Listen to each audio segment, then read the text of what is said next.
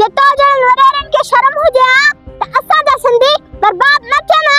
वरी केड़ो मथे में सूर पी सिंधड़ी मथे जो सूर त ता वडे ने पड़ जीवा पर बच्चन सा जुल्म करे उनन जी जिंदगी सब खेडो हां हां मु त ठीको खयो सिंध जे मानन जो त ही खाओ ही न खाओ असा जो छा असा के त पंहिंजे मतलब सा मतलब ओ मतलब इंसान जे तो जे घर में के आदत लगी वने कोई भी तू पंहिंजे मतलब सा मतलब रखनी पेरी गाल त असा वडेरा बड़ा होशियार है पंहिंजे नस्ल के इन नाततुन को बचाए रखना है के गरीब जी जिंदगी बर्बाद कंदो उन जी मां जो बदवा ता जी नस्ल तबाह करे छडिंदियो ओहो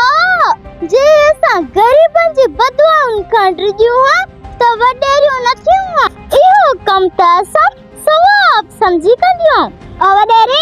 हिते तो भले ऐसे करे वठो पर आखिरत में अल्लाह के कड़ो मुंह ॾेखारींदो हित थींदई धमाको शील कंदो शयूं इलाको घर में बाकी हिक न हूंदई दारू जी गोठ में धप हूंदई हां पापा केडी बात में धप्पा था छा कयूं बाबा मूंखे पैसा ॾे ऐं बोतल वठा अची वडेली तुम्हारे बोतल ते नओं माल आयो आहे हां हाँ नओं माल आयो आहे अॼु हिकिड़ी बोतल पींदे चिछला वॼी अॼु